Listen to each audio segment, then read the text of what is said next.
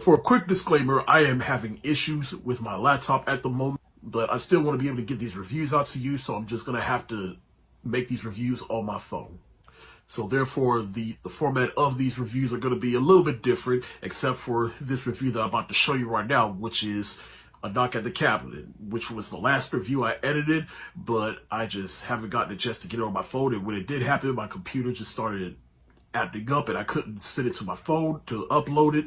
So therefore, I had to record the review on my phone, and so, yeah, bootleg style. Because I really didn't want to have to redo that review all over again, because I'm real busy right now, and plus I'm still trying to figure out what's going on with my laptop, and I'm even going to go to the Apple Store to go see what's going on. But for right now, here's my review of A Knock at the Cabinet.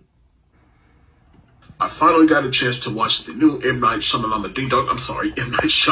movie, Knock at the Cabinet, in which it is about this gay couple that goes on vacation with their adopted daughter, but then these religious nutbags come to the door and tell them, like, hey, sacrifice one of them or a plague will happen and y'all will be the last on the earth. And then people just start getting picked off one by one, and there's the movie. Now, this movie came back in February. I initially wanted to go to the theater to go see it, but I got in a car accident. I'm good, trust me. But my car at the time had to get totaled, and so I had to save up to buy a new car. So ultimately, I had to be a little bit more selective of how I spent my money. So therefore, I was a little bit more selective on which movies I went out to the theater to go see. And Knock at the Cabinet was just one of those movies that got the shaft. But now I finally watched it, and the general consensus around this movie is that as much as M. Night has a hit or miss track record, this is one of those hits.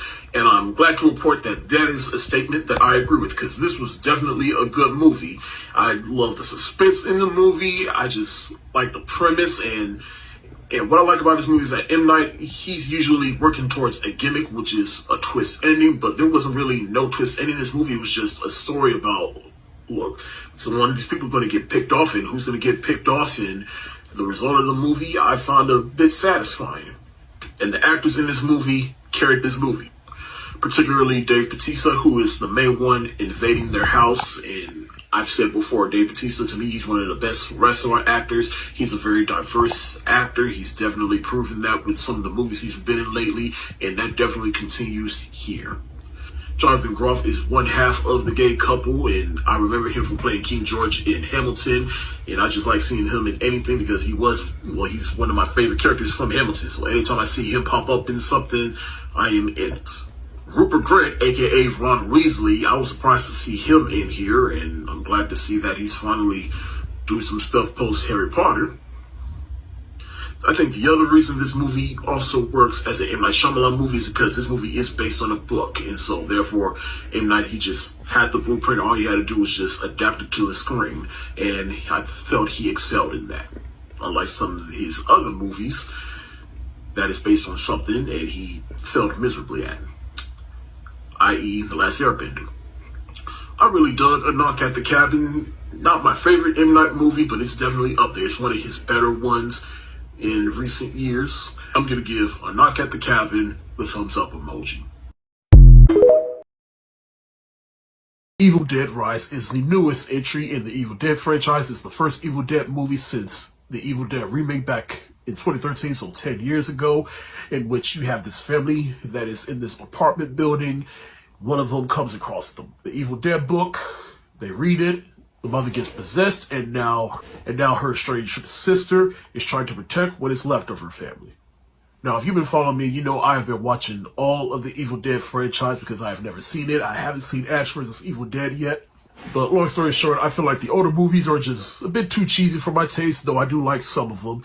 But the Evil Dead remake from 10 years ago, I did like it because of how serious it took itself and how scary it is. And this movie, Evil Dead Rise, falls in line with that movie from 10 years ago. I just like how scary it is, how realistic it is, and it's a little bit more dark and gruesome than some of the other ones because you have this family, the family starts to get possessed, and so you're forced to make decisions that you wouldn't otherwise have to make, especially towards family members, because you got to think, in the original ones, you were dealing with friends or people you just met or boyfriends, girlfriends, but here with your family, you got to make hard decisions that you hope that you wouldn't have to make.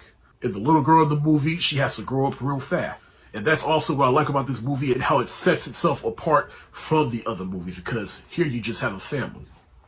Having watched the Evil Dead franchise, I'd say this was an excellent entry and it was definitely a breath of fresh air. They do anything after this movie, I can't wait to see what they do with this franchise next. I'm gonna give Evil Dead Rise the hard eyes emoji. The Mandalorian Season 3 just wrapped, and we see Din Djarin, the Mandalorian himself, along with Grogu, after he got him back doing the Book of Boba Fett, and he teams up with Bo-Katan on trying to take back Mandalore. Now, I always liked this series, The Mandalorian. I thought it was the one thing that was keeping Star Wars on life support, but this third season, it was a little underwhelming.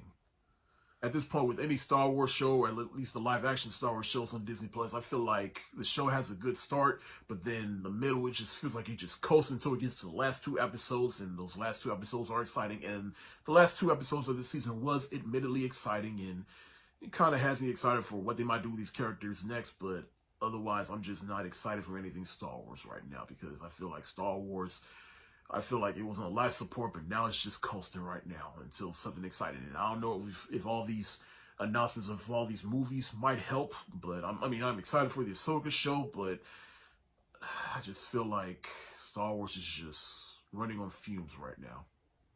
On the positive side, Pedro Pascal, he still kicks ass as the Mandalorian. Katie Sackhoff, she kicks ass as Bo-Katan. Giancarlo Esposito, he was one of the best things about this show, and I do like how they are filling in the gaps between the original trilogy and the sequel trilogy, and just filling in all the details that we didn't get in the sequel trilogy. Shout out to Ahmed Best, who, thank you Disney for giving him his redemption. Y'all did that boy justice. But in the end, I'm gonna give The Mandalorian Season 3 the shoulder shrug emoji. Mighty Morphin Power Rangers Once and Always is a special that was released on Netflix, in which you follow the Blue and the Black Ranger. They take care of the daughter of Trini, who was the Yellow Ranger, and she learns what it means to be a Power Ranger while also trying to get revenge for her mother, who was the Yellow Ranger. And it's just a big reunion for Power Rangers, but also being a celebration of Power Rangers. Now, me being a child of the 90s, I was a huge fan of Power Rangers growing up. And this one especially hits home for me because not only is it a celebration of Power Rangers, but it's also a celebration of Power Rangers who are no longer with us, such as the original Yellow Ranger, who passed away in a car crash some years ago, and then just recently, Tommy, the original Green Ranger, also passed away a couple of months ago. And they do a great tribute to both of those people. Rest in peace to both of them. But here, this special keeps its spirit with the original Power Rangers. It is a great celebration of Power Rangers. And seeing all the original Power Rangers and seeing how grown up they are now, I will say, watching a bunch of grown, middle-aged adults be all like, it's Morphin time, Pterodactyl, Triceratops, and just watching them do that all awkwardly was a little bit weird. But other than that, it still kept in spirit with the original show. My only gripe is I just wish it was just a little bit longer. But then again, I can only watch the vibe of this show, but for so much longer. So I'm going to give Power Rangers Once and Always the thumbs up emoji.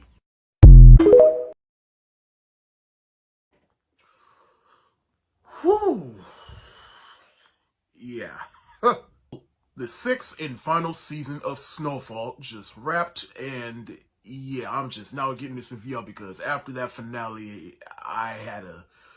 Oh man, I had to let that finale marinate because that finale straight fucked me up. And I'm just now getting over my postpartum depression from it. But this final season of Snowfall, we see Franklin trying to get back his 70+ million, whether it's through Teddy or Aunt Louie and Jerome. And we see how this power struggle is tearing the family apart, and how Franklin just gets progressively worse and worse throughout the season for his money, and how his insatiable behavior is just causing him to spiral out of control.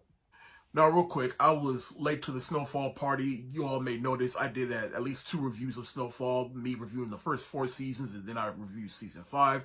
I caught onto the show late, but I caught onto it, and I love this show. To me, it's one of the best written shows ever. It's up there with Breaking Bad for me, and after this season, it's definitely solidified that this is definitely one of the best written shows because of how real it is, especially after that finale. Oh my God. And shout out to Jameson Idris, because this is probably one of his best seasons yet. Because, like I said, we really see Franklin go down the deep end, trying to get back all his money, and even if it's at the cost of other people and the relationships he has. At the end of the first season, we see him teaming up with his mother and the KGB, trying to bring down Teddy. I think that's the one thing everyone could agree with, is that Teddy got to go. He is a cancer to everybody. But my favorite scene is at the very beginning of this season, where Uncle Jerome and Franklin are at the diner and they sit down together, and Jerome, he's just talking about how he has such high hopes for Franklin, and then he tells him, like, how did you become who you became? And then Franklin, he just deflects and pulls a gun out on Jerome, and Jerome is just like, kill me. Because at that point, Jerome, he is just done. He has had it. And you really do feel for Jerome. And this is probably Jerome's best season. And too bad that it all ends so tragically for Jerome. And yeah, spoiler alert. Yeah, spoilers throughout this whole review. Jerome gets killed, and we see the funeral and everything. And of course, Aunt Louie, she's definitely feeling guilty. And she still ain't learned nothing yet, though. But she eventually teams up with Franklin to bring down Teddy.